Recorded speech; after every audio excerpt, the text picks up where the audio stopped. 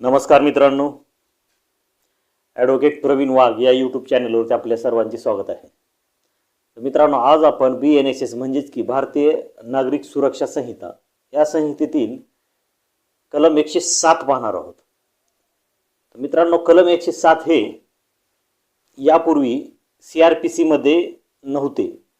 एक नवीन कलम आलेले आहे. याबाबतची तरतूद आणि प्रोव्हिजन सुद्धा नवीन आलेली आहे. तर मित्रांनो, कलम 107 हे काय आहे आपण थोडक्यात पाहूयात. तर कलम 107 हे attachment forfeiture and restoration of property या संदर्भात सांगतं.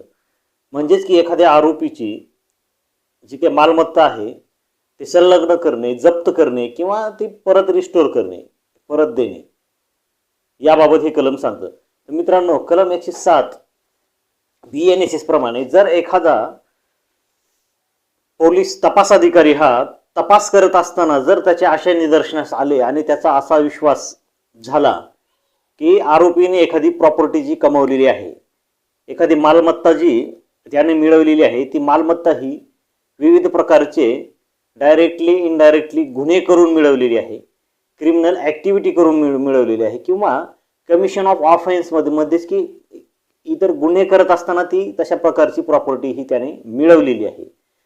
तर अशा वेळेस कायद्यामध्ये एक नवीन तरतूद आली आहे की अशा वेळेस तो तपास अधिकारी जिल्हा लेवलला पोलीस अधीक्षक तसेच महानगर लेवलला पोलीस आयुक्त यांची पूर्व परवानगी घेऊन कोर्टाला एक अर्ज करू शकतो. त्या अर्जामध्ये कोर्टाला सदर आरोपीची प्रॉपर्टी ही त्याने गुन्ह्यामध्ये कमवलेली आहे, त्याने वेगवेगळ्या क्राईममध्ये कमवलेली आहे, ती मिळवलेली आहे अथवा ती त्याच्या ताब्यात आहे, अशा प्रकारची जी प्रॉपर्टी आहे, मालमत्ता आहे, ती कोर्टाला सदरचा तपास अधिकारी हा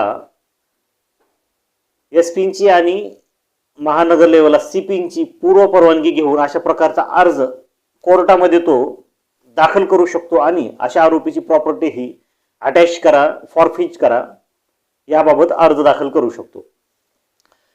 तर मित्रांनो, अशा प्रकारचा अर्ज दाखल झाल्यानंतर तशा प्रकारचा अर्ज दाखल झाल्यानंतर कोर्ट 14 दिवसाची शो कॉज नोटीस अशा प्रकारच्या आरोपीला किंवा व्यक्तीला काढेल व सदरची प्रॉपर्टी का जप्त करण्यात येऊ नये अशा प्रकारची विचारणा करेल. जर मित्रांनो अशी नोटीस दिल्यानंतर सुद्धा जर आरोपी किंवा सदरचा व्यक्ती किंवा मालमत्तेशी संबंधित असलेला व्यक्ती जर कोर्टात हजर राहत नसेल तर यामध्ये एक्स पार्टी ऑर्डर करण्याची सुद्धा तरतूद केलेली आहे. म्हणजे तो हजर नाही झाला तरी त्याच्या विरोधात ऑर्डर कोर्ट करू शकेल. तसेच मित्रांनो, जर तो हजर झाला तर त्याबाबत हिअरिंग होईल आणि त्याबाबत दोन्ही बाजूंचं ऐकून घेतल्यानंतर कोर्ट योग्य ती ऑर्डर करेल. तसेच मित्रांनो, अशा गुन्ह्यामध्ये जर कोर्टाला वाटत असेल किंवा तपास अधिकाऱ्याला वाटत असेल की अशा व्यक्तीला त्याचं म्हणणं ऐकून घेण्याची संधी जर दिली तर अमूल्य वेळ वाया जाऊ शकतो किंवा ती मालमत्ता जप्त करण्याचा जो उद्देश आहे तो उद्देशच नाहीसा होऊ शकतो. तर अशा वेळेस court ad interim ex parte order देखील करू शकतं. म्हणजेच की अशा व्यक्तीला शो कॉज नोटीस न काढता देखील त्याच्या विरोधात अशा प्रकारच्या जप्तीची ऑर्डर ही पास करू शकतं. तसेच मित्रांनो, अशा प्रकारची जप्तीची ऑर्डर पास झाल्यानंतर सदरच्या जप्तीमधून जी काही प्रॉपर्टी मिळालेली आहे किंवा जी काही प्रॉपर्टी ताब्यात आलेली आहे ती तशा प्रकारची प्रॉपर्टी ही डिस्ट्रिक्ट मॅजिस्ट्रेट यांना कोर्ट आदेश करून अशा प्रकारची प्रॉपर्टी ही जे व्यक्ती अशा गुन्ह्यामध्ये अफेक्ट झालेले आहेत, ज्या व्यक्तीमुळे अशा गुन्ह्यामध्ये परिणाम झालेला आहे किंवा ज्या व्यक्तींच्या अशा गुन्ह्यामध्ये मालमत्ता हिसकावली गेलेली आहे त्या अशा व्यक्तींना ती वितरित करण्याचे आदेश देखील माननीय न्यायालय डिस्ट्रिक्ट मॅजिस्ट्रेट म्हणजेच की जिल्हाधिकारी यांना तशा प्रकारचे आदेश कोर्ट देऊ शकतो. आणि असे आदेश मिळाल्यापासून जिल्हाधिकारी हे 60 दिवसांच्या आत अशा प्रकारची मालमत्ता जी आहे ती योग्य त्या व्यक्तीला परत रिस्टोर करेल, वितरित करेल. आणि जर अशा प्रकारच्या मालमत्तेला कोणी क्लेम केला नाही किंवा त्याचा कोणी वारस नसेल किंवा त्याची कोणी मागणीही परत मिळवण्यासाठी करत नाही तर अशा वेळेस अशा प्रकारची प्रॉपर्टी मालमत्ता ही सरकारच्या ताब्यामध्ये जाईल.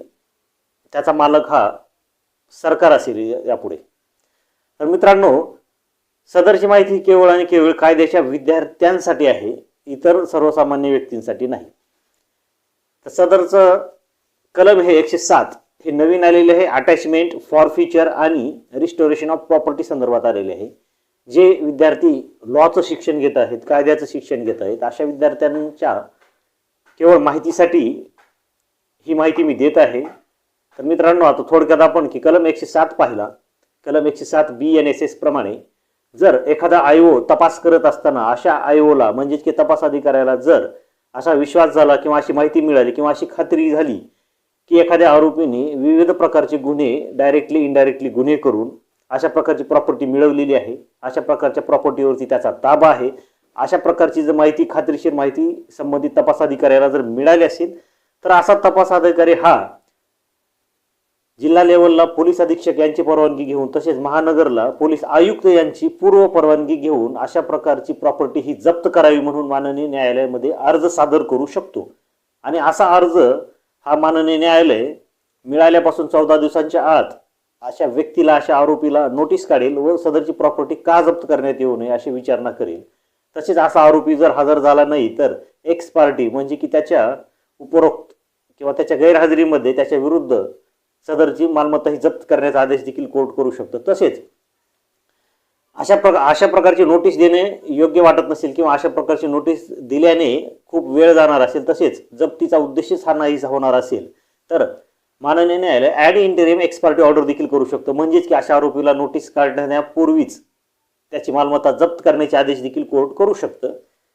आणि अशी जप्त केलेली प्रॉपर्टी ही जिल्हाधिकारी म्हणजेच की डिस्ट्रिक्ट मॅजिस्ट्रेट यांना कोर्ट आदेशित करून अशी बेकायदेशीरपणे विविध प्रकारचे गुन्हे करून, क्राईम्स करून जर मिळवलेली प्रॉपर्टी ही अशा गुन्ह्यामुळे जे व्यक्ती अफेक्ट झालेले आहेत, ज्या व्यक्तीवरती परिणाम झालेला आहे किंवा ज्या व्यक्ती या त्रासात आहेत किंवा ज्या व्यक्तींची मालमत्ता ही हिसकावली गेलेली आहे, अशा व्यक्तींना परत ती प्रॉपर्टी रिस्टोर करा म्हणून माननीय न्यायालय तसा आदेश डिस्ट्रिक्ट मॅजिस्ट्रेट यांना करू शकतं. म्हणजेच की अशा प्रकारची प्रॉपर्टी ही जे पीडित आहे त्या व्यक्तींना परत करण्याचे आदेश माननीय न्यायालय करू शकतं. आणि असे आदेश केल्यापासून डिस्ट्रिक्ट मॅजिस्ट्रेट हे 60 दिवसांच्या आत अशा प्रकारची प्रॉपर्टी, मालमत्ता जी काही असेल, स्थावर असेल, जंगम असेल, ती पीडित व्यक्तीला परत करू शकेल. तसेच अशा प्रकारचा क्लेम कोणीही केला नाही किंवा अशा प्रकारची मालमत्ता मिळवण्यासाठी कोणीही पात्र नसेल किंवा अर्जही केलेला नसेल, तर शेवटी अशा प्रकारची मालमत्ता स्थावर असेल, जंगम असेल, ते शासन दरबार म्हणजे की शासनाच्या ताब्यात जाईल, शासनाच्या मालकीची होईल. तर विद्यार्थी मित्रांनो, आज आपण BNSS म्हणजे नवीन आलेले कलम 107 पाहिले, जे की आरोपीची attachment, forfeiture and restoration of property संदर्भात सांगतं. जर ही माहिती आवडली असेल तर ॲडव्होकेट प्रवीण वाघ हे यूट्यूब चॅनल लाईक, शेअर करावे. धन्यवाद.